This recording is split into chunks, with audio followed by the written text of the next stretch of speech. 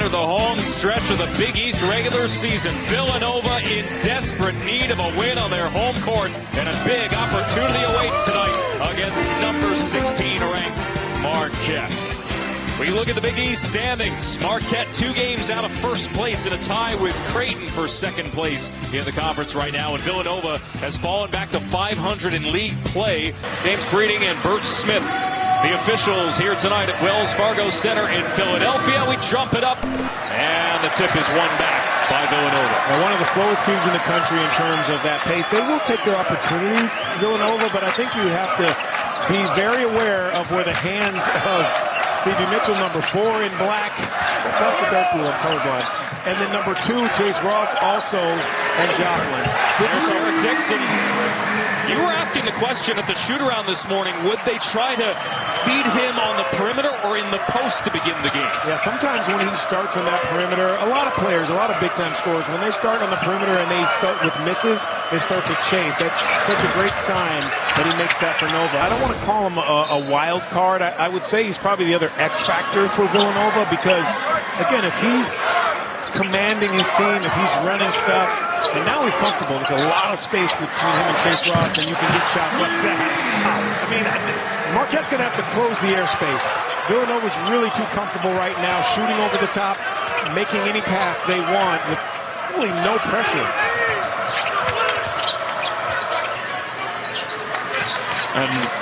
He had a great career at LaSalle, by the way. Congratulations, Fran Dunphy, announcing his retirement. Legend. Oh, boy. In this city, man. Few that are finer. Just an A-plus person. Brickus, shot fake, extra pass, Poplar. And they're back around the horn to Brickus with 6 to shoot. Brickus for Dixon. Good kick. Poplar a 3. Splash! And it's raining down 3s in South Philly. That's some beautiful basketball right there. Patient, spread the floor. That was Villanova basketball.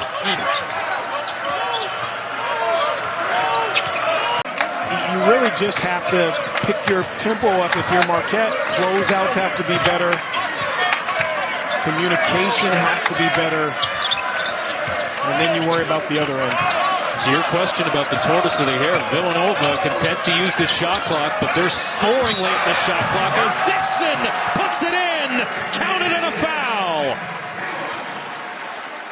And there's a 4th player now. But if we go back, Alex, and you think about, look at the spacing on the floor for Nova. And this is what Shaka Smart talked about as we run it. They're going to space us out. We have to close the gaps. We heard that in shoot-around today. But the fact that Eric Dixon knows he's the leading scorer in the country is going to draw attention, the unselfishness. After he's already got off to a good start, he finds a guy in the corner. That's just beautiful basketball by Nova. Coming off a frustrating performance against Connecticut earlier this week. Just 3 for 13 from the field. Converts the and 1. And how about this lead for Villanova up 15? Well, the proof is in that. 4 for their last 5. Dixon fouled on a 3. Late close down, and it might be costly. Well, there are a couple of reasons Marquette has gotten themselves into this spot, and it's been late closing out. But then here, you got to understand, the three-point shooter, and again, Eric Dixon hasn't been shooting it well, so you don't want to help him. Contest late, let him land, just put a hand up. We were always taught if you're late, just put a hand in their face, almost block their vision to the hoop, which is legal as long as you don't touch them. Villanova still shooting 50% from the floor. Dixon goes up, and he'll head to the line. There's a great example of Marquette really not being a cohesive unit defensively. Cam Jones and David Joplin came together. Not sure if they thought it was a switch or not. Now Cam catches up to Dixon late. He reaches, puts pressure on the guys behind, foul Dixon at the foul line. So it's kind of a constant thing that Marquette, I don't know if Nova's putting them in that position. I think it's just Marquette is just a step slow and maybe a little bit slow in their communication.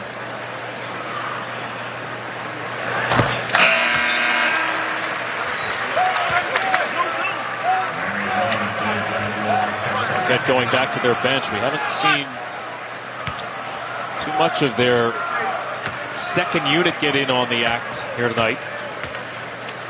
Shaka Smart has said they've been better than the first sometimes in practice, winning those competitive games they set up. The 50-50 balls are going out of bounds off of them. They make a three as John Gaffney blows the whistle because there was a problem with the shot clock. I mean, I've been in those games. It's just what it is. And you got to try to continue to fight. But Villanova's got to go, and sometimes you have to understand that and not get too down on yourself. Dixon goes up with a left. I think that's where Marquette, actually, to your point earlier this morning, has been great this year of not letting it in that three-game slide. It did not build from there. I would love, if I'm a Marquette fan, to see a steady diet of Cam Jones this last 7.5, whether he's scoring, facilitating. I don't want him giving the ball up that easily. I want him to probe a little bit, find guys, or find his own points. Here we go. Another foul late in the shot clock. Villanova, a scoring drought approaching 3.5 minutes. Caden Hamilton called for the foul, and that sends Dixon to the line for a 1-and-1. Those 12 first half threes allowed Villanova to balloon the lead early. Marquette trailed by as many as 23. Most of that is the defense has gotten better from Marquette. But, you know, when you lose games like Villanova has, you learn. You know, when you win, we go get ice cream, everyone's celebrating. Don't talk much about anything other than the W. When you lose, now you critique, you break stuff down. Why did we lose? How did we lose?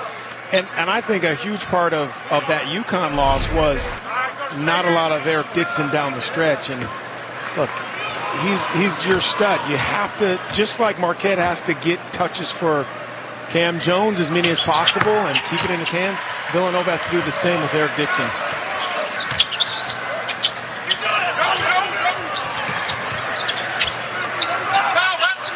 Dixon elevating to grab the inbound with 7 to shoot. Dixon gets by Hamilton, swings it to Dumont. Got it for three! A big one for the freshman. What a night!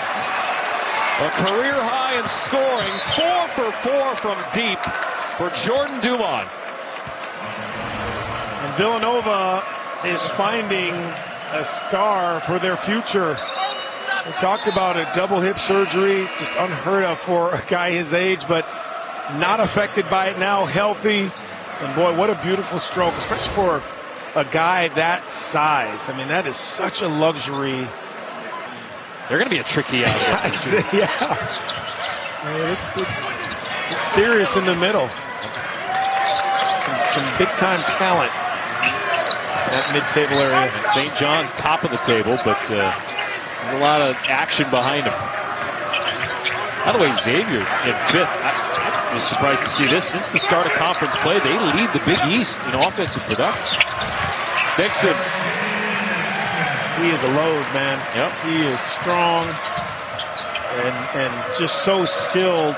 Cut him off at the top, and he's done a nice job developing that ball handling. Feels like a quiet 21 tonight. Yeah. It does. I think because of the big threes early and the first half that Jameer Brickus had. Forget, oh, by the way, we got the leading scorer in the country, and really only his second 20-point game in his last 8. You explained what we just heard. I guess a lot of the refs talk a lot of trash to me sitting over here, which I don't think is fair. I know I talked a lot of trash to them when I played. Yeah, you instigated it. I mean, it's Dixon again. I think we heard both teams delay of game warning. Was that the church? Delay of game on the refs. How about that? John Gaffney first. Delay of game on him. Yeah. Hustle play even with the game in hand. And maybe that encapsulates the night for Villanova. A statement upset over number 16 Marquette.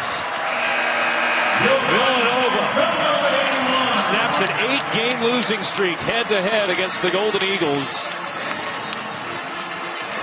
And they move back above 500 in conference play.